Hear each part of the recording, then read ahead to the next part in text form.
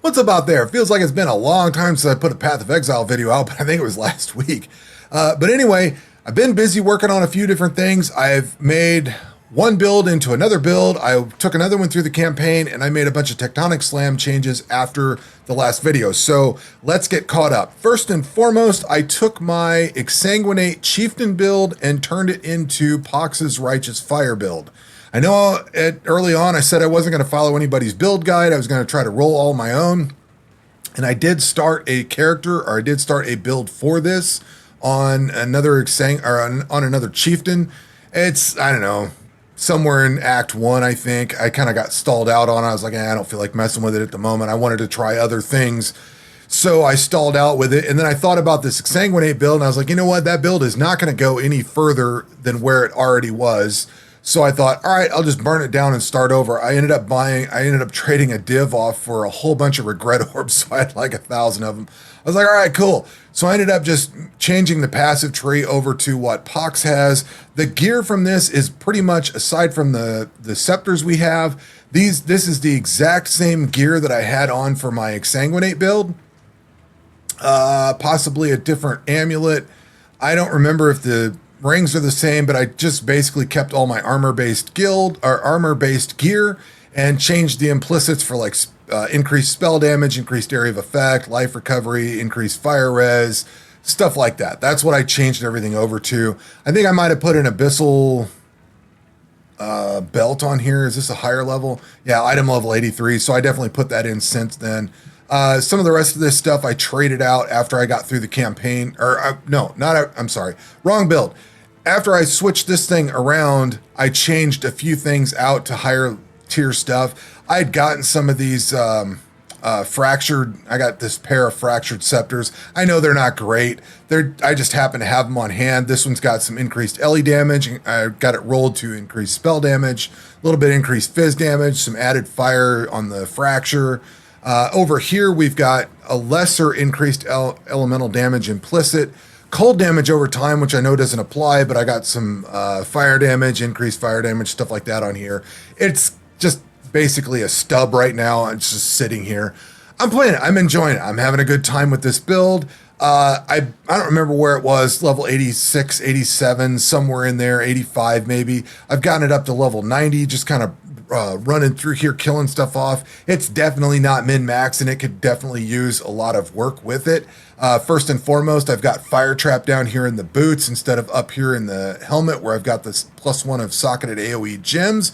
However, I have 45 chromes, 28 fusings, and 72 alterations.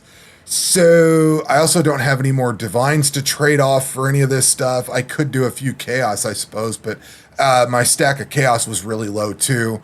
GCPs are really low because I've spent them on other things. I mean, I got a good stack of regrets and unmakings, but the rest of this stuff's a little bit low. So I can't, one thing I was thinking about doing was, and the other thing is Pox uses a shield on here. I've got dual wield.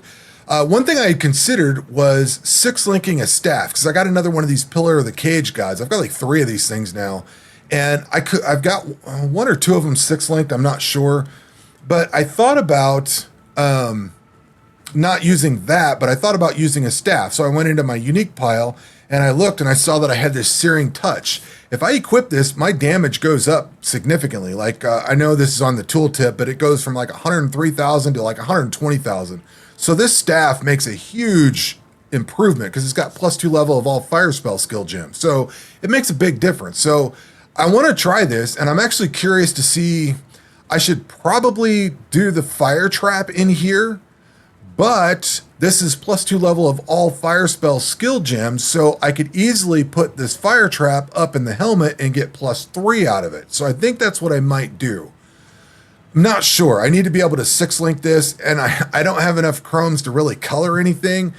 So the main deviation, aside from dual wielding and just putting on crap gear, but the main deviation from Pox's guide is I started tinkering around with cast when damage taken. I freed up these 4 sockets. I put cast when damage taken onto with cruelty for support, life tap, so it's life tapped because I have like no mana, and then Firestorm. I was curious what I could do with cast when damage taken I tried Exsanguinate just for grins, and then I thought, you know what, I should try a fire skill. Firestorm is kind of cool. This does not do much damage. So comparatively, on the tooltip, it says I'm doing 14,000 damage with Fire Trap, but only 1,100 damage with Firestorm. So there's a massive difference there. What I was thinking about was 6-linking this thing and tossing that on so that I could get this +2 level of all fire spell skill gems, which would raise my Righteous Fire 2 levels. That could raise the Fire Trap by 3 levels. So if I take this out and throw this in here, Fire Trap, oh, because it's not up in the helmet, so it's only going up by 2 at the moment. But that's 14,911. Yeah, that's 9,600. Because I took these out, that's lowering everything down. So if I take this out, this is doing 84,000. If I throw this thing in, this is 128,000. So that's a significant increase for this with increased fire damage over time multiplier, and +2 levels of all fire spell skill gems. So I thought it'd be kind of cool to actually try to 6-link this and maybe do this cast 1 damage taken setup so I could put a few more support jewels on it or something. I'm not sure. I just wanted to play around with it and see. It's kind of like I don't know. The whole point of this league was to experiment and try different things, and that's one thing that I wanted to tinker. Well, I wanted to tinker around with Righteous Fire and do my own setup, but then I thought, whatever. I'll just try box this guy. I've already got the Chieftain built. I just pour a bunch of regret orbs into it and walk away. So then I got to experimenting with it, and I was like, all right, I'll try this out and see how it goes.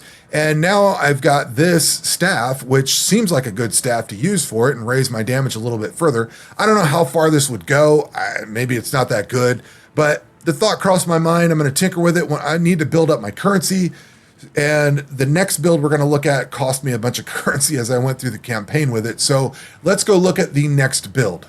Now, this build is a very, very squishy Pyroclast Mine Saboteur build.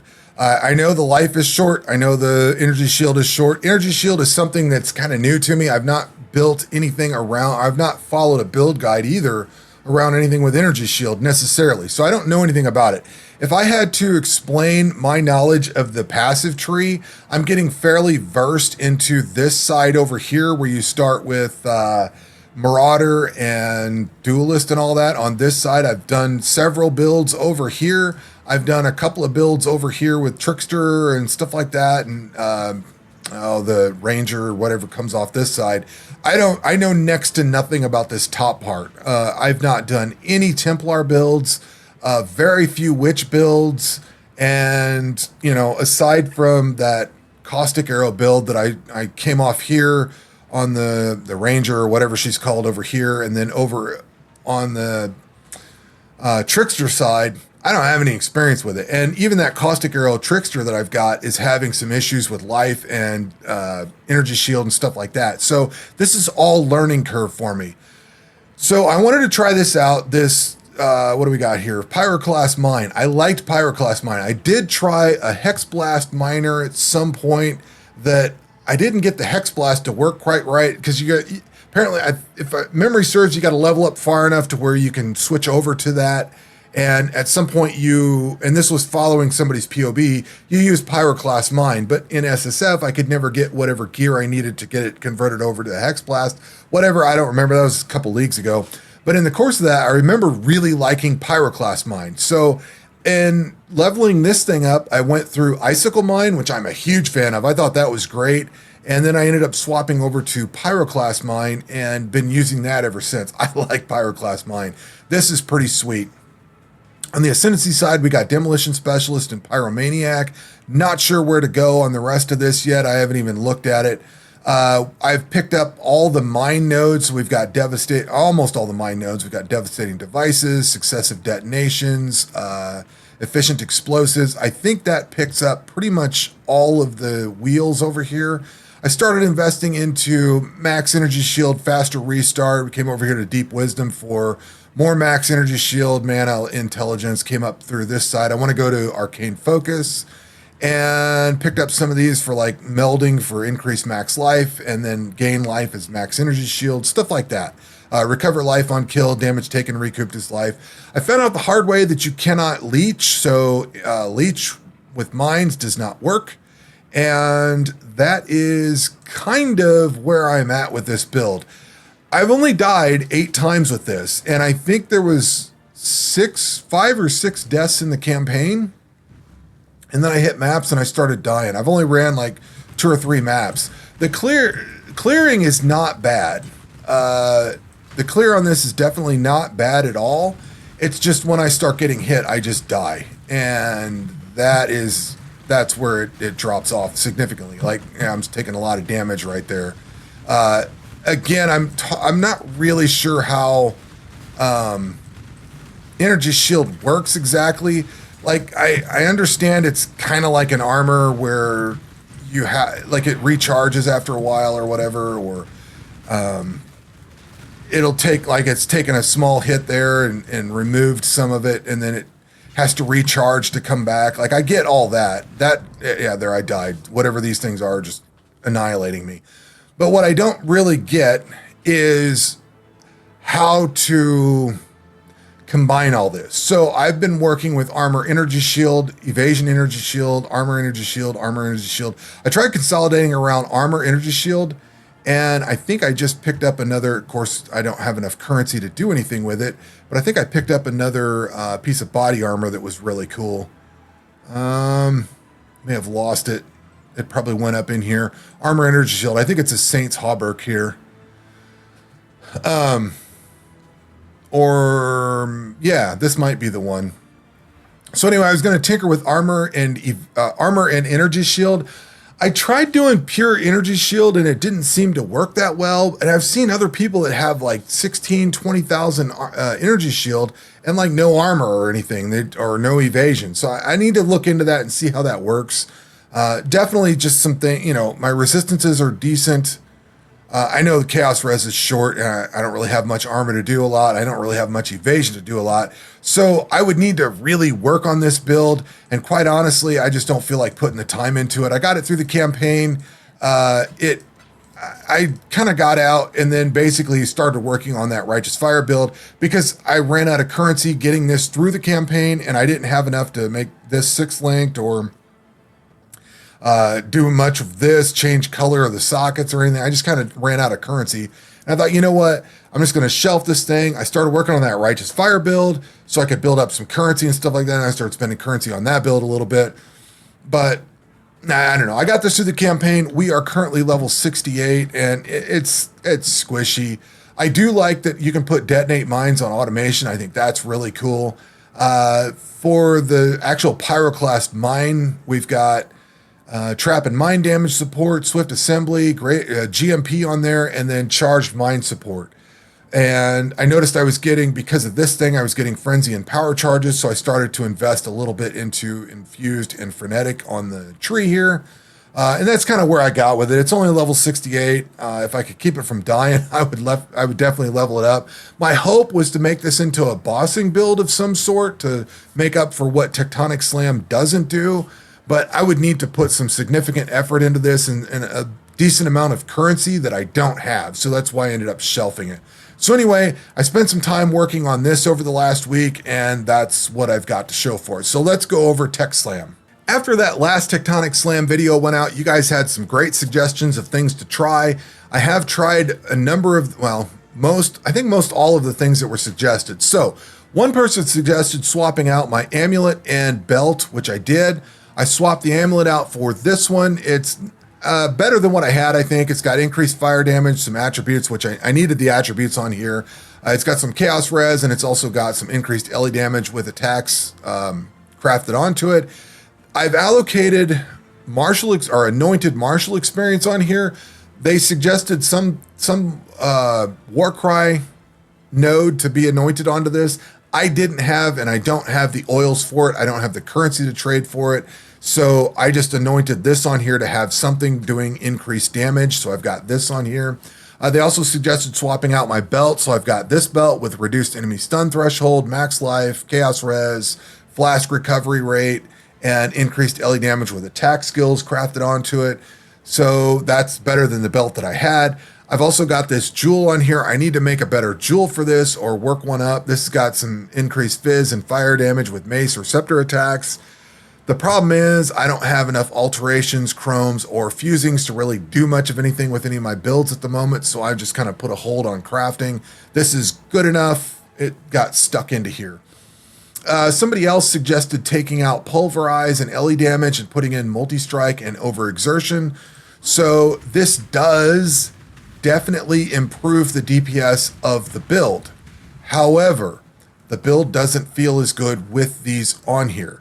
And the problem is with Pulverize and Ellie damage, well, mostly with Pulverize, I tried swapping out, like putting Multi-Strike or leaving Pulverize in, but putting Multi-Strike in or something. It just wasn't the same. I didn't care for it as much. Overexertion might do better than Ellie damage. I didn't try that. I just kind of put it back and leveled these, threw these in the background to level up. So I did try the Exarch fight with this, and you're doing a lot of fast attacks, and you're hitting really hard. You're hitting very quickly. The problem is, it's still not enough DPS to take him down. I was moving all over the place. I got him down to basically half life, and I only had like two portals left. It just wasn't going anywhere. I just backed out of it. I was like, I'm just kind of wasting my time. So I quit wasting my time and moved on.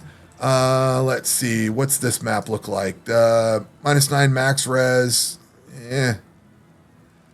Not the greatest, but I think we could live with this. Yeah, whatever. We'll try this one. So I want to illustrate the difference between Multi-Strike and Pulverize.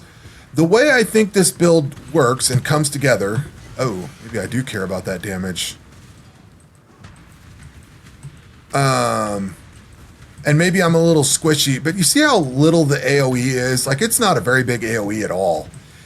I know this does more DPS, but the DPS is coming at the cost of the range that this thing has to attack in. So between the amount of stuns that we get off, so let's take this stuff out and switch back here for a second. We could probably leave Overexertion in. This was definitely not on par with this other one, so we're at 101,000.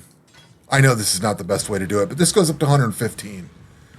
So that, I haven't put it in POB, but that does seem to do a little bit more damage. Let's just take a look at how this thing goes. So I got to start getting a little squishy on there. If I get the amount of AoE that I can throw out, stuff is dying before it even has a chance to kill me.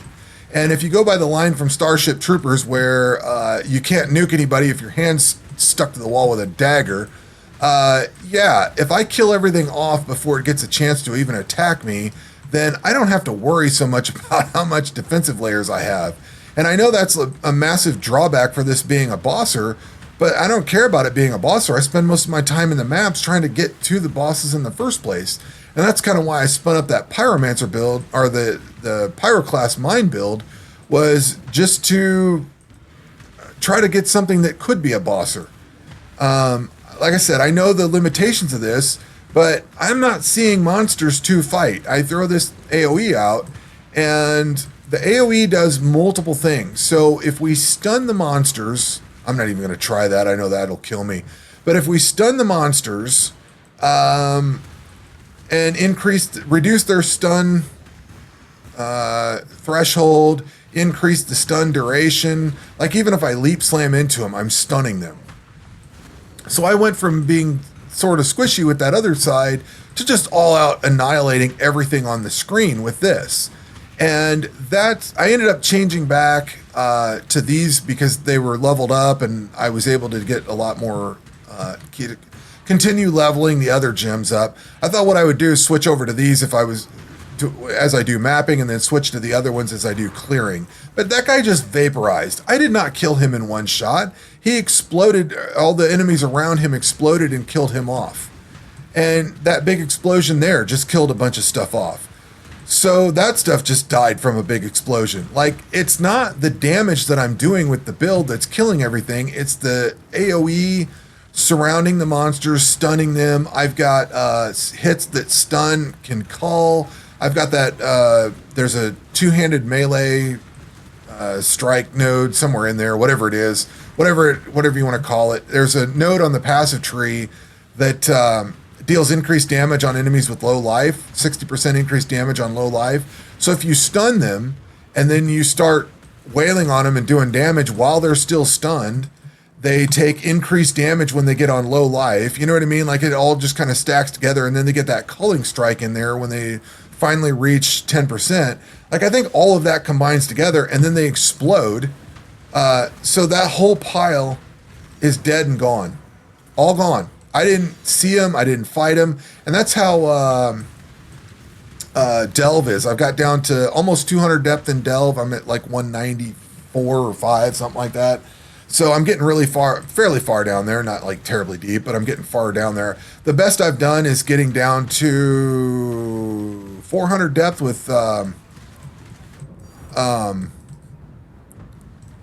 this is the guy that I can't kill. Yeah. We'll just get out of here. I can't kill him. I have gotten down to 400 depth with Bone Shatter. So I'm trying to see how far this one will go. That's why I'm up to level, or 24% to the next level. I don't know that I'm going to level it off. I'm going to try to, but I'm not like actively working towards that. I just kind of started diving down into Delve. I may branch out a little bit and try to actually level this off. But I think I had Vengeful Cry in the last video too. If not, I've got Vengeful Cry, More Duration, Urgent Orders, and Life Tap on that. I think I had it in the last video, but that one increased. I didn't have anything else to put here, so I ended up putting that there. That's why I think I talked about that in the last video. But that's why I don't have Multi-Strike and Overexertion in here. I need to POB and see whether elemental damage is better than Overexertion, or see which one does better. I need to put that in POB, but these were horribly leveled up. Like they weren't leveled up at all. So I just kind of put them in here and put them in there to level up in the background. That's why they're sitting there. I just kind of went back to this just so I could continue leveling those in the background and continue playing as I went, and build up my currency pile, work on the other builds that I've worked on and all that. But like I said, after that last video, I took a lot of almost all the suggestions, I think all the suggestions you guys had, implemented them in some way, shape, or form into this, tried them out. I did try, like I said, I did try Multi-Strike and Overexertion instead of these two against the Exarch. It just really didn't make a whole lot of difference. The build's not that great. I understand the limitations of this build. It does have some serious limitations. However, it does a monster job of clearing. It does really good in Delve for the most part, just because I can simply sit in a gap. If I was sitting here and this was like the area and I just slammed down in that area over this way, those fissures, I also noticed, I didn't really pay much attention to this, but you get 5% more area of effect per endurance charge. So if I have 3 or 4 endurance charges, that's that much more area of effect. And then I've also got more branching chance per endurance charge. So this fissure will branch out a lot more with more endurance charges. So as all of that stacks up, it just does a lot. It does a lot of work. It does not do good against bosses unless they're surrounded by mobs that explode, but it does a lot of good on mapping. So I'm happy with it. I don't know. I wouldn't necessarily recommend this to anybody else. It's not some great, awesome build by any stretch, but it's good. It's doing the purpose that I wanted it to do, which is I wanted to create my own builds, and I wanted to start doing my own thing and stop following other people's POBs. I know I did some Righteous Fire stuff, but I was curious. But I wanted to branch out, learn more about the game, come up with my own builds. This one's a solid build for me. It's going to get me through all my mapping. It's going to do everything that I want and get it up to a certain point and allow me to work on other builds while this one is stable. So that's what I'm going to keep doing with it, is just rolling through the rest of this league, using this one to make gold, get currency, do Delve stuff, try to find rings down in Delve for curse on hit and stuff like that. Like it's offering me all the stuff that I want to do to work on this. And then having the currency exchange has been phenomenal in this league. It has helped me out so much with all of the different builds that I've put together. It's been a great tool for this league for sure. So anyway, that's going to do it for this, not this build. That's going to do it for this video. We will catch you on the next one. Take care.